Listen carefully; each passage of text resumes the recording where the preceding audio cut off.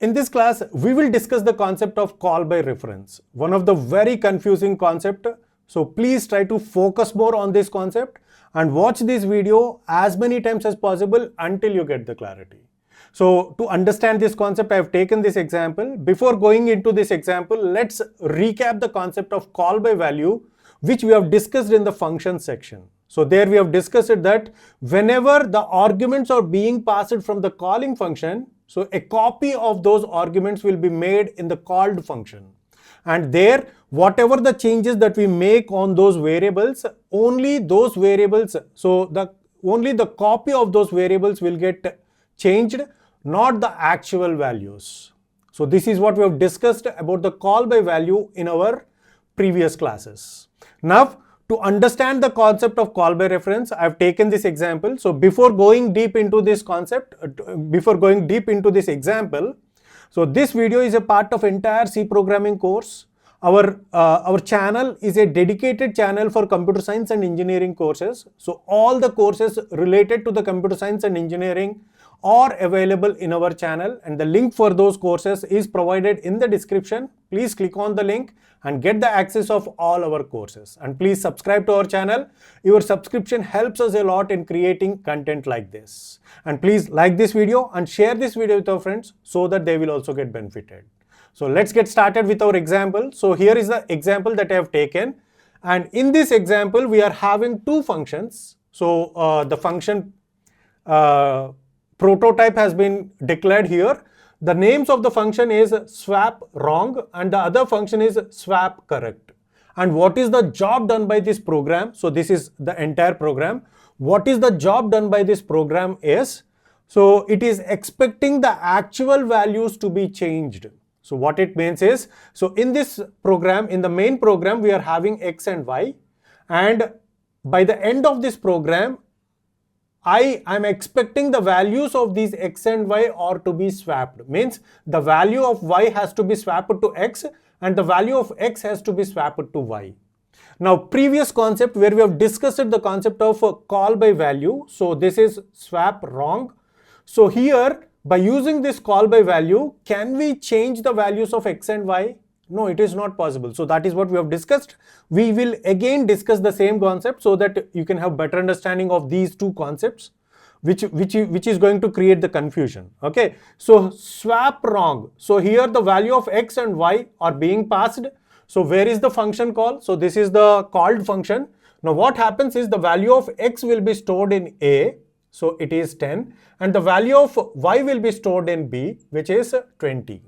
Now in these three steps, we are going to swap the values under a simple swap logic here. I have taken a temporary variable within this local area and I am assigning the value of A into this temp. Now what is the value stored in temp? It is 10. And now I am assigning the value of B onto A. Now what is the value of A now after assigning this statement? So the value of A will become 20. And in the next line of code, I am assigning the temporary variable value onto this B. Now what is the value of B? The value of B will be 10.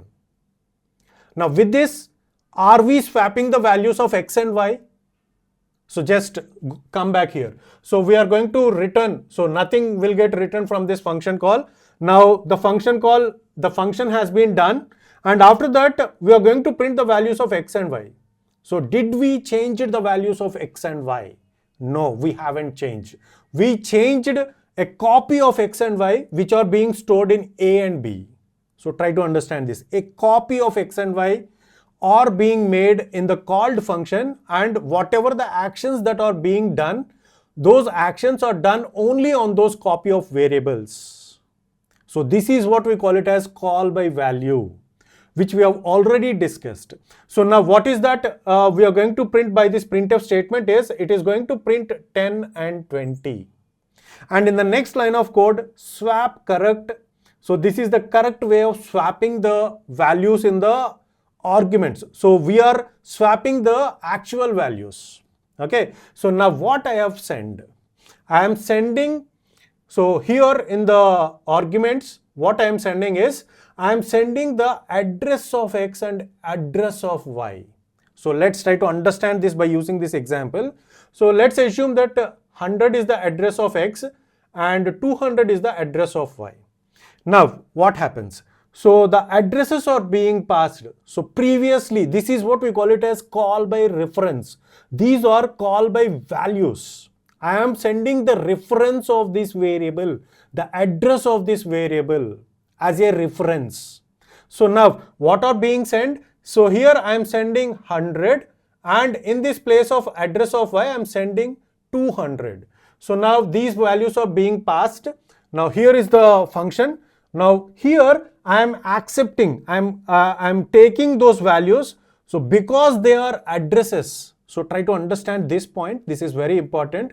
Because the called values, so because these values are addresses, now here where the addresses will get stored, addresses will get stored in pointers.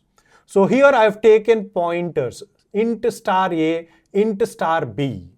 Now what are the values that are being passed? Here I am passing 100, which will get stored in A, and here I am passing the reference of variable Y, which is 200. Okay, so these are addresses, not the values, the copy of a values. Okay, so now temp is equal to star of A. Star of A means in this, go into the memory location and get the value. So go into this memory location 100 and get the value which is 10. Now the value stored in temp is 10, and in the next step star of A is equal to star of B.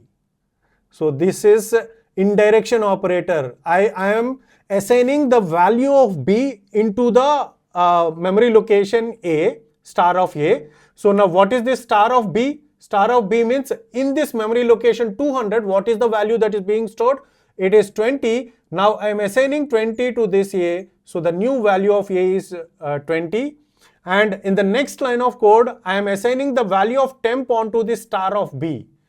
So the location of B, in the memory location of B, I am storing the value of 10. Now the value of star B, what is that I am updating is, so this value will become, so in this 200, I am storing the value of 10, and here I have already stored the value of 20. So this is how the actual values are getting swapped. See here, I am changing these values. So these are initially X and Y values. Now I have swapped these values. I have just passing, I passed the references of X and Y, not the values of X and Y.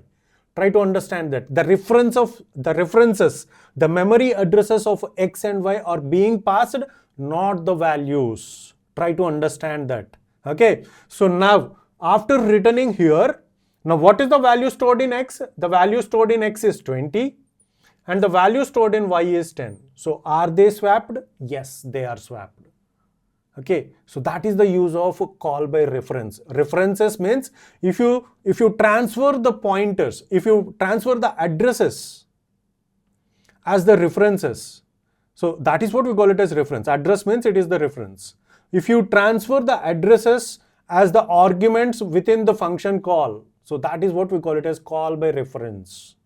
So with that, we are getting the reference, and whatever the actions that we do, the actual values will get affected. So all you need to understand is this point. Okay. So that's it in this video. So in the next class, we will be understanding pointers as written values, one of the very advanced concept. So we will understand that concept. We will make it as simple as possible, and we'll try to understand the concept of pointers as written values. So that's it for this video. See you in the next class.